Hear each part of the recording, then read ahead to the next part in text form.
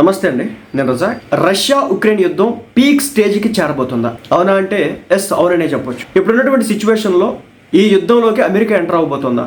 మూడో ప్రపంచ యుద్ధానికి ఏమైనా దారి తీయబోతుందా? దీంట్లో భారత్ పాత్ర ఎలా ఉండబోతుంది అనే దానికి సంబంధించి పూర్తి వివరాలు చూద్దాం. ఎందుకంటే అమెరికా అధ్యక్షుడు ట్రంప్ ఇప్పుడు డైరెక్ట్గా చెప్తున్నాడు, టొమాహాక్ క్షిపణుల్ని ఉక్రెయిన్కి ఇస్తామని చెప్పేసి. ఇది మోస్ట్ వాంటెడ్ క్షిపణి అని చెప్పొచ్చు. దీని రేంజ్ వచ్చేసి 1600 కిలోమీటర్లు ఉంటుంది, 1000 మైళ్ళు కరెక్ట్ గా కొట్టిద్ది అనమాట. సముద్రం మట్టానికి 30 నుంచి 35 మీటర్ల ఎత్తులో మాత్రం వెళ్తుంది, చాలా కిందకి వెళ్తుంది, రాడార్లకు కూడా చిక్కదు. అలాంటి క్షిపణుల్ని ఉక్రెయిన్కి ఇస్తా అంటున్నాడు. ఈ క్షిపణులు కనుక ఉక్రెయిన్ చేతిలో ఉంటే కనుక రష్యా చాలా ఇబ్బందులు పడేటటువంటి పరిస్థితి వచ్చింది. అసలు ఏం జరగబోతుంది? ఉక్రెయిన్ రష్యా యుద్ధాన్ని ఆపాలని చెప్పేసి అమెరికా ఎంత ప్రయత్నించినా కానీ వర్కౌట్ అవ్వట్లేదు. రష్యా ఒప్పుకోవడం లేదు. ఇప్పటికే చాలాసార్లు శాంతి చర్చలు జరిగినప్పటికి కూడా ఫలితం అయితే రావడం లేదు.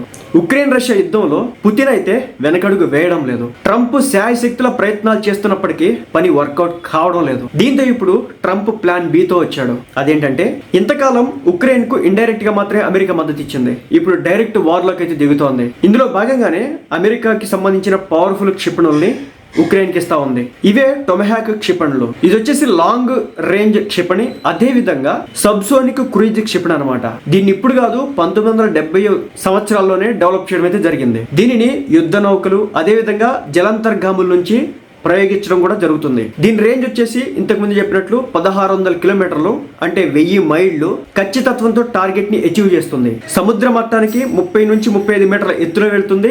అదేవిధంగా రాడార్లకు ఏ మాత్రం కూడా దొరకదనమాట. దీనిలో వచ్చేసి GPS, ఇనర్షియల్ నావిగేషన్ వ్యవస్థలు అయితే ఉంటాయి. దీంట్లో ఉండే మోస్ట్ అడ్వాన్స్డ్ ఫీచర్ ఏంటంటే, మార్గం మధ్యలో తనకు నిర్దేశించిన లక్ష్యాన్ని కూడా డైవర్ట్ చేసుకునేటటువంటి అవకాశాన్ని కలిగి ఉంటాయి. కేవలం ఇవి రష్యా మీద ఒత్తిడి తెచ్చేందుకు మాత్రమే అమెరికా ప్రయోగించడం అయితే జరుగుతోంది. ఇవి గనక ఒకవేళ అమెరికా ఉక్రెయిన్కి ఇస్తే గనక రష్యాలో ఉన్నటువంటి చాలా ప్రాంతాలు టార్గెట్ అయిపోతాయి అని చెప్పొచ్చు. ముఖ్యంగా రష్యాకి సంబంధించినటువంటి సైనిక స్థావరాలు కావచ్చు, అదేవిధంగా ఆయిల్ రిఫైనరీస్ కావచ్చు, రష్యాకి సంబంధించినటువంటి కీలక ప్రదేశాలు కావచ్చు టార్గెట్ చేయొచ్చు అనమాట. దాన్ని ఆపడం రష్యా కొంచెం ఇబ్బంది పడాల్సిన పరిస్థితి అయితే వస్తుంది. ఇది ఎంత పవర్ఫుల్ అని చెప్పడానికి, రష్యా అధ్యక్షుడు వ్లాదిమిర్ పుతిన్ గారు ఈ క్షిపణులు అమెరికా ఉక్రెయిన్కి ఇస్తుందంటే ఆయన ఒప్పుకోవడానికి ససేమిరా అంటున్నాడు. దీని ద్వారా అమెరికా రష్యా బంధాలు ఇంకా పూర్తి స్థాయిలో సర్వనాశనం అయిపోతాయని చెప్పొచ్చు. అయితే రష్యా ఒకటే చెప్తుంది, మా దగ్గర లాంగ్ రేంజ్ వార్ హెడ్స్ అయితే, అణు వార్ హెడ్స్ అయితే ఉన్నాయి, వాటిని కూడా ఒక విషయాన్ని గుర్తుపెట్టుకోండి అని చెప్పేసి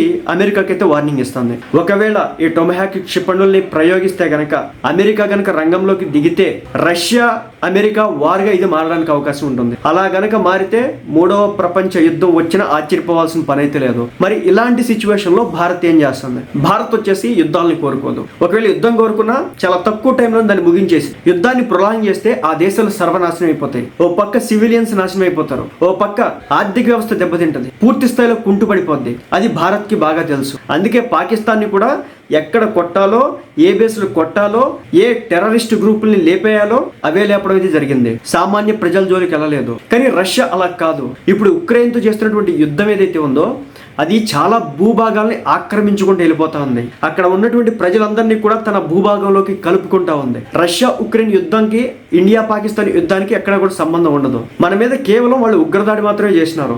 దానికి మన ప్రతిఘటన ఆ స్థాయిలో మనం చూపించాం. కానీ ఇక్కడ రష్యాకి ఉక్రెయిన్కి జరుగుతుంది ఏంటంటే, రష్యా యొక్క ఆత్మస్థైర్యాన్ని దెబ్బ కొట్టే విధంగా వ్యూహరచన చేసినటువంటి ఉక్రెయిన్ ని వంచుతుంది అనమాట.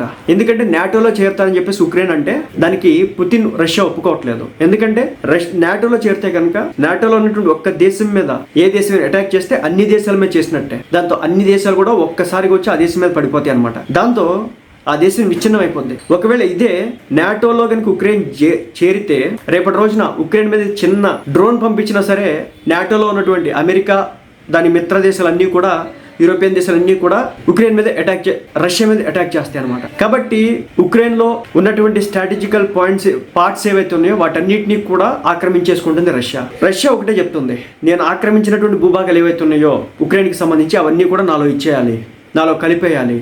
అప్పటి వరకు యుద్ధం ఆగే ప్రసక్తి లేదని చెప్పేసి తేల్చి చెప్తుంది. కానీ ఉక్రెయిన్ చెప్తుంది, జెలెన్స్కీ చెప్తున్నాడు, కమెడియన్, నేను ఇవ్వను అంటాడు. లెక్క ప్రకారం ఈ యుద్ధం ఇంతకాలం కొనసాగేది కాదు. అమెరికా, దాని మిత్ర దేశాలు, వెస్టర్న్ కంట్రీస్ అన్నీ కూడా ఈ రోజున స్పాన్సర్ చేసి ఈ యుద్ధాన్ని కొనసాగించేలా చేస్తున్నాయి. ఉక్రెయిన్ దగ్గర ఇన్ని ఆయుధాలు ఏం లేవు, తయారు చేసుకునేంత సామర్థ్యం కూడా లేదు. కానీ వెస్టర్న్ కంట్రీస్ ఏవైతే ఉన్నాయో అవన్నీ కూడా ఉక్రెయిన్ కి ఆయుధాలు సరఫరా చేయించి దాంతో ఇంతకాలం యుద్ధాన్ని నడుపుతున్నటువంటి పరిస్థితి.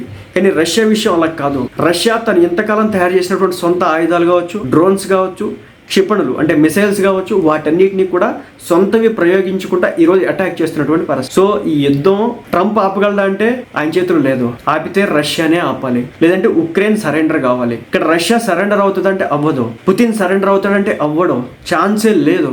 లేకపోతే ఇన్ని సంవత్సరాల పాటు యుద్ధం చేయడం. 2022 నుంచి 25 వరకు 3 సంవత్సరాలకి యుద్ధం నడుస్తుంది, ఇంకా నడుస్తానే ఉంటది. వాళ్ళ దగ్గర కావాల్సినంత ఆయుధ సంపత్తి ఉంది. ఎవరి దగ్గర?